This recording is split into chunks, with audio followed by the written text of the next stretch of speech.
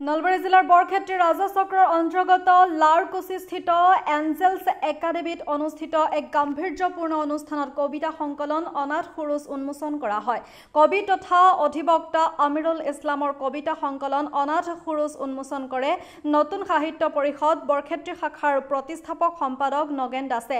লাৰকুছিস্থিত Angeles একাডেমীত নতুন সাহিত্য পৰিষদ বৰক্ষেত্ৰী শাখা সমিতিৰ উদ্যোগত অনুষ্ঠিত গ্ৰন্থ উন্মোচনী সভাখনৰ সভাপতিত্ব কৰে প্ৰগতিশীল লেখক তথা বিৰিণা গোষ্ঠী অসমৰ ৰঘুনাথ চৌধুৰী বঁটা প্ৰাপক পৰীক্ষিত বৈশ্যই। সমাজৰ ক'ত কি সমস্যা আছে, সমাজৰ অন্তৰ্নিহিত যিবিলাক ব্যথা, এই সকলোবোৰ তেওঁ অধ্যয়ন কৰিব পাৰে, সমাজ অধ্যয়ন কৰিব পাৰে আৰু সেই তেওঁ সমাজ অধ্যয়ন কৰি তেওঁ কবিতা সৃষ্টি কৰিছে।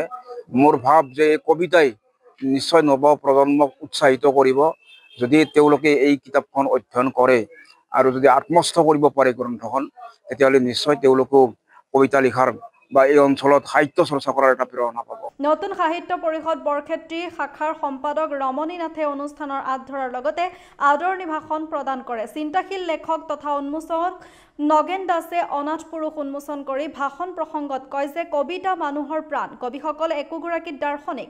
উন্মোচনী সভাত মুখ্য অতিথি হিচাপে উপস্থিত থাকে চৰ আঞ্চলিক উচ্চতৰ মাধ্যমিক বিদ্যালয়ৰ অৱসৰী অধ্যক্ষ শ্বাহজাহান আলী। উন্মোচনী সভাত আমন্ত্ৰিত অতিথি হিচাপে উপস্থিত থাকি ভাষণ প্ৰদান কৰাৰ লগতে স্বৰচিত কবিতা পাঠ কৰে লেখক বসন্ত মেধিয়ে। অনাথ সুৰুজৰ কবি আমিৰুল ইছলামে ভাষণত সমাজৰ নিপীড়িত শোষিত বঞ্চিত লোকসকলৰ বেদনা অনুভৱ কৰি প্ৰতিবাদী কণ্ঠৰে কবিতা পুথিখনৰ প্ৰকাশ কৰি উলিওৱা বুলি মন্তব্য কৰে। ধন্য মানিছো যে মোৰ দ্বাৰা ৰচিত এখন গ্ৰন্থ, প্ৰথম গ্ৰন্থ কাব্যপুথিখন আজি উন্মোচন হ'ল।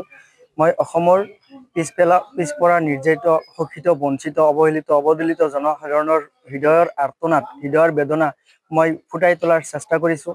যিসকল জনসাধাৰণে সদায় চৰকাৰৰ পৰাই হওক, বিভিন্ন দল সংগঠনৰ পৰাই হওক, বিভিন্ন মাধ্যমেৰে তেওঁলোকে ককৰ্থনাৰ সন্মুখীন হৈ আহিছে, তেওঁলোকৰ হৃদয়ৰ প্ৰতিবাদ মই উৎফুল্লিত কৰাৰ চেষ্টা কৰিছোঁ। আজি এই এঞ্জেলছ একাডেমীত, লাৰকুছিত স্থিত এঞ্জেলছ একাডেমীত আজি মোৰ এই প্ৰথম গ্ৰন্থখন উন্মোচন হ'ল। আশা কৰোঁ অসমৰ ৰাইজে, আমাৰ সকলোৱে পঢ়ুৱৈ ৰাইজে মোৰ এই গ্ৰন্থখন পঢ়িব, অধ্যয়ন কৰিব আৰু মোক সমালোচনা কৰিব। নেতিবাচক সমালোচনা মই মানি ল'ম, ইতিবাচক সমালোচনা মানি ল'ম। এনেকুৱা সমালোচনা কৰক যাতে সঁচা সমালোচনাই মোক আৰু লিখা মেলাৰ ক্ষেত্ৰত সহায় কৰে। ধন্যবাদ।